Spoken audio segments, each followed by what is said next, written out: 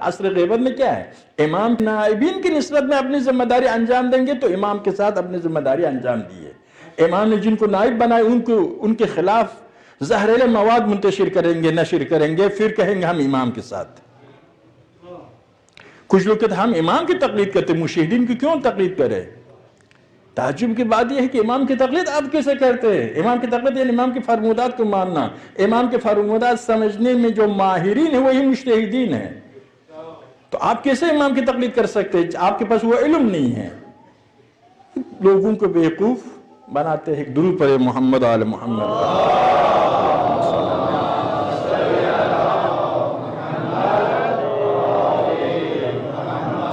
امام کی نسبت میں ہمارے ایک اہم ذمہ داری اور عرض کیا اور کہ ہدف امام تربیت ہے. تربیت میں مؤثر علم ہے، دوسرے حکومت ہے، تیسرا نمونہ عمل ہے. آپ کسی کی تربیت کرنا چاہیں خود نمونہ عمل بن کر تربیت کریں گے تو جلدی مؤثر ہوگا. مربی جتنا پاکیزہ ہو، جتنا محبوب ہو، جتنا قابل ہو، جتنا لائق ہو، اتنا ہی تربیت پانے والا اس کے نقش قدم پر چلے گا. اسی لیے خدا نے پیغمبروں کو اور ائمہ اطہار کو نمونہ عمل قرار دیا ہے. اولئک الذین ھدی اللہ فبہداہ مقتدی. خدا نے ان کی ہدایت کی، آپ ان کے اقتداء کرو، یعنی ان کو اپنے لیے اسوہ حسنہ بناؤ.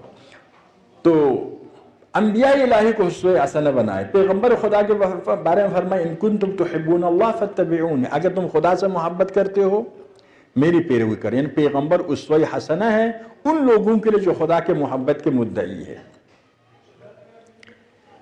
لقد کان لکم فی رسول اللہ اسوۃ حسنہ میں اسوہ کے موضوع اپنی جگہ پر بہت اہم موضوع ہے، لیکن تربیت کے لیے آپ اپنے گھر میں بچے کی تربیت کرنا چاہیں خود عمل بن جائیے، پیکر عمل بن جائے، اس وقت بچہ صحیح ہو جائے گا. اگر ہم خود جھوٹ بولیں گے بچے کو سچ کی دعوت دیں، خود نماز نہیں پڑھیں گے بچے کو نماز کی دعوت دیں گے، یہ اثر نہیں کرے گا. تو ائمہ اطہار انبیاء الہی کے ایک فلسفہ یہی ہے انسانوں کے تربیت کے لیے نمونہ عمل کی ضرورت ہے. نمونہ عمل غلطی بھی کر سکتے. بعض وقت ایسا ہے ہمارے معاشرے میں فلان مولانا ایسا تھا، فلان آدمی ایسا ہو گیا. بھائی ہوگی، جس دن غلط ہوگی اس دن چھوڑ دو. آپ کے لیے معصوم اسوہ صرف معصومین ہے. معصومین کے بغیر جتنے افراد ہیں وہ اسوہ ہے شرط کے ساتھ. جب تک وہ راہ معصومین پر کاربند ہے آپ کے لیے اسوہ بن سکتے ہیں. اور جس دن معصومین کی سیرت کو چھوڑ دیا، تعلیمات کو چھوڑ دیا، اس دن آپ اس کو چھوڑ دو. پھر اس کے بعد بھی اس کے نقش قدم پر چلنا در حقیقت شرک ہے. بغیر شرط و شروط اسوہ معصومین ہے. معصومین کے نقش قدم آپ جانتے امام کا ایک معنی یہی ہے. امام جماعت کو، پیش نماز کو امام جماعت کیوں کہتے ہیں؟ یعنی وہ جب کھڑے ہو جاتے آپ کھڑے ہو جاتے، رکوع میں جاتے، سجدے میں جاتے ہی نہیں. 2 رکعت نماز میں اس کے نقش قدم پر چلتے. امام یعنی پوری زندگی کے تمام حرکات و سکنات میں ہمیں ان کے نقش قدم پر چلنا ہے. اور وہ ہستی جو ہمارے امام ہے، ہمارا اسوہ ہے، جتنا اس سے محبت ہو اتنا ہی اس کے نقش قدم پر چلیں گے. محبت کا تقاضا یہ محبوب کی ہر ادا محبت کرنے والوں کو پسند آتی ہے. محبوب کی ہر ادا محبت کرنے والے کو پسند آتی ہے. لیکن کچھ لوگ عجیب و غریب ہے، کہتے ہیں علی مسجد میں شہید ہوئے ہم مسجد نہیں جائیں گے. حسین نے آخری سجدہ ادا کیا، آپ سجدوں کی ضرورت نہیں. یہ کیسے محبت کرنے والے سمجھ میں نہیں آتا ہے. محبوب کی ہر ادا محب کے پاس محبوب ہونا چاہیے. اگر آپ کے پاس محبت ہے، لقلقے زبانی ہے، بہانے ہیں عمل نہ کرنے کے، وہ اپنی جگہ پر واقعاً محبت ہے تو انسان کا اسوہ اس کے محبوب شخصیت اس کے اسوہ ہوتا ہے. اور وہ محبوب شخصیت جتنا اعلیٰ شخصیت ہوگی، بعض وقت ہمارے بچے بھی محبوب ہوتا ہے لیکن بعض وقت وہ محبوب شخصیت بہت اعلیٰ ہے. جتنا آپ اعلیٰ شخصیات کو محبت بھی نہ ہو سمجھتے یہ بہت عظیم شخصیت ہے، اس کے نقش قدم پر چلوں تو میں بھی کامیاب ہو جاؤں گا. اگر وہ محبوب ہو تو مزید اس کے نقش قدم پر چلنا چاہیں گے. یعنی محبوب ہستیاں، جب کامیاب ہستیاں ہیں، اعلیٰ ہستیاں ہیں، صاحب فضیلت ہستیاں ہیں، تو انسان اس کو اپنے لیے نمونہ عمل قرار دیتا ہے۔ اسی لیے دین کا ہدف انسانوں کی تربیت ہے، انسانوں کی تربیت کے لیے انسانوں کو نمونہ عمل کی ضرورت ہے، اور خدا نے 14 معصومین کو نمونہ عمل قرار دیا ہے۔ اگر ہم کردار میں یزیدی کردار کو اپنا رہے ہیں اور کہتے ہیں کہ ہم محبت کرتے حسین سے، یہ جھوٹ ہے۔ اگر آپ کا محبوب حسین ہے تو آپ کا نمونہ عمل بھی حسین ہونا چاہیے۔ میں نے غالباً کل ہی عرض کیا، کچھ لوگ کربلا میں حسین نے کیا فرمایا، میں امر معروف کے لیے آیا ہوں، میں نہی منکر کے لیے آیا ہوں، میں بدعتوں کے ساتھ مقابلے کرنے کے لیے آیا ہوں، میں گناہوں کی اس کثرت کو دیکھ کر شہادت کو آنکھوں سے لگانا چاہتا ہوں، میں باطل حکومت کے خلاف میں اٹھا ہوں، میں نے آواز بلند کی، مظلوموں کے حق میں آواز بلند کی۔ ان سب کو چھوڑ کر کربلا سے کیا پیغام لیتا ہے؟ آگ پر چلنے کے پیغام لیتا ہے۔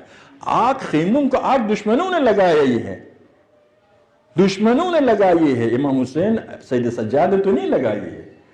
پھر کیا پیغام لیتے؟ اپنے سر پر تلوار مارنا، اہل بیت کے سر اطہر پر تلوار دشمنوں نے ماری ہے۔ ہم دشمنوں کی سیرت کو اپنانے کی کوشش کرتے ہیں۔ اس کی وجہ کیا ہے؟ اس کی وجہ یہ ہے کہ دشمنوں کے ساتھ ابھی بھی لڑنا آسان نہیں ہے، اسی لیے بہانے کرتے ہیں، آسان راستے کو اپنانے کی کوشش کرتے ہیں۔ تو تھوڑا سا اہل بیت کی پیغام، سیرت، اس میں میں سمجھتا ہوں عام عوام کا کافی حد تک ایک قسم کے قابل ترحم ہے۔ یہ منبر پر آنے والے بہت سے ایسے ہیں جو پیغام اہل بیت کو صحیح نہیں سناتے ہیں۔ قیامت کے دن جواب دینا ہوگا۔ تو اہل بیت کی نسبت میں ہماری ایک اہم ذمہ داری یہ ہے کہ ان کی سیرت پر چلنا، ان کے نقش قدم پر چلنا۔ ان سے محبت کرنے کا تقاضا کیا ہے؟ محبت اہل بیت ولایت کے 4 معنی، ان میں سے ایک کیا ہے؟ محبت ہے۔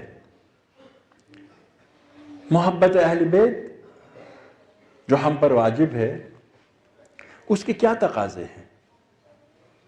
محبوب کے ہر عمل پسند ہونا چاہیے، جیسا محبوب چاہتا ہے ویسا زندگی کرنا چاہیے۔ اب محبت سے کیا لیتے ہیں؟ غلو کا معنی کچھ لوگ لیتے ہیں۔ غالیوں کے بارے میں اتنی شدت سے ائمہ نے منع کی ہے، فرماتے غالی سے بات کرنے والا ہم سے بائیکاٹ کرنے والا ہے، غالی کے ساتھ اٹھنے بیٹھنے والا ہم سے قطع معاشرت کرنے والا ہے۔ ایک آدمی دین سے خارج ہونے کے لیے کم ترین وجہ یہ ہے کہ ایک غالی کی بات سنیں، ایک غالی کی بات سنیں۔ ائمہ نے شدت سے منع کیا ہے غلو سے۔ اگر ہم اہل بیت کی اطاعت کرتے ہیں، محبت کرتے ہیں، محبت میں غلو تک نہیں جانا چاہیے۔ اہل بیت آئے ہیں، تمام فضیلتوں کا مالک ہے، اس میں شک نہیں۔ خدا کے بعد پیغمبر و آل پیغمبر کی فضیلت، اس میں کوئی شک نہیں ہے۔ لیکن وہ آئے ہیں انسانوں کو تربیت کرنے کے لیے، پاکیزہ بنانے کے لیے، باعمل بنانے کے لیے، عاقل بنانے کے لیے، عامل بنانے کے لیے، بندے خدا بنانے کے لیے، صراط مستقیم پر چلانے کے لیے، صاحب اخلاق حسنہ بنانے کے لیے، صاحب عبادت بنانے کے لیے، صاحب فضیلت بنانے کے لیے۔ ہم ائمہ خود نے فرمایا ہماری کوئی حدیث آپ تک پہنچ جائے، قرآن کے ساتھ یہ حدیث ٹکرائے، قرآن کیا کہتا ہے؟ آمنوا وعملوا الصالحات، سورہ والعصر کو دیکھیے، خدا خود قسم کھا کے کہتا ہے ایمان و عمل صالح کے بغیر انسان نقصان میں ہے، جہنم میں ہے۔ اگر ایسی غیر معتبر روایت لائے، آپ کو سند ڈھونڈنے کی ضرورت نہیں، آپ کی بس کی بات بھی نہیں ہے، علم رجال کے ماہرین کی ضرورت ہے۔ تو قرآن کے ساتھ جو حدیث ٹکراتی ہے وہ حدیث ائمہ کی حدیث ہے ہی نہیں ہے۔ ائمہ کیا فرماتے ہیں؟ قرآن کیا کہتا ہے؟ ایمان و عمل صالح دونوں چاہیے۔ یہ ذاکر کہتا ہے کہ ہمیں عمل کی بالکل ضرورت نہیں، تو خود بخود قرآن سے ٹکراتا۔ قرآن سے ٹکرانے والے حدیث کی کوئی حیثیت نہیں ہے۔ تو ہماری اس وقت ذمہ داری کہ اہل بیت سے محبت کرے، وہی محبت کرے جو اہل بیت نے ہم سے طلب کیا۔ اہل بیت ہماری تربیت کے لیے آئے ہیں، تربیت کے لیے آئے ہیں۔ ان کے مقام عظیم ہے، لیکن زمین میں انسانوں کے ساتھ زندگی انتخاب کرنے کی ایک اہم وجہ انسانوں کی تربیت ہے۔ تو یہی ہماری ذمہ داری ہے کہ ان کی تربیت کو قبول کرے، ان سے محبت کرے، نہ ائمہ کو نماز کی جگہ پر بٹھانا ہے کہ ائمہ ہے نماز کی ضرورت نہیں، ائمہ ہے روزے کی ضرورت نہیں، ائمہ ہے حج کی ضرورت نہیں، ائمہ ہے اخلاق کی ضرورت نہیں، ائمہ ہے امانت داری کی ضرورت نہیں، ائمہ ہے تو صداقت کی ضرورت نہیں، ایسی بات نہیں۔ ائمہ ان تمام اقدار کو زندہ کرنے کے لیے آیا ہے، ان سب کی جگہ پر بیٹھنے کے لیے نہیں آیا ہے۔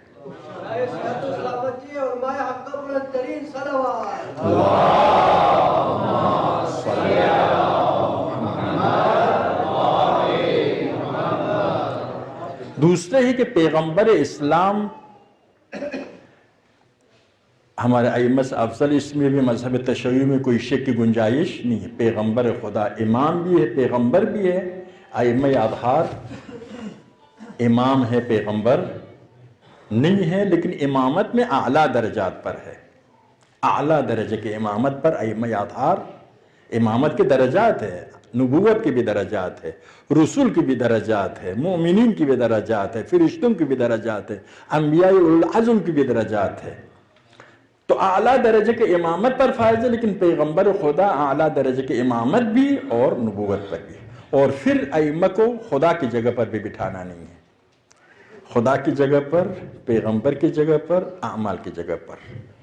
ائمہ آئے ہیں انسانوں کو خدا تک پہنچانے کے لیے، ائمہ آئے ہیں انسانوں کو شریعت محمدی بتانے کے لیے، شریعت محمدی کے مطابق پیغمبر کے نائب بن کر چلانے کے لیے، ائمہ آئے ہیں انسان کو باعمل کرنے کے لیے۔ کربلا میں اگر حسین کو خوش کرنا چاہتے ہیں تو یہی مقصد حسین پر اگر ہم عمل کریں، پیغام حسینی کو پہنچا سکے، یقیناً حسین کے اور زمانے کے امام کی دعا میں ہم شامل ہو جائیں گے۔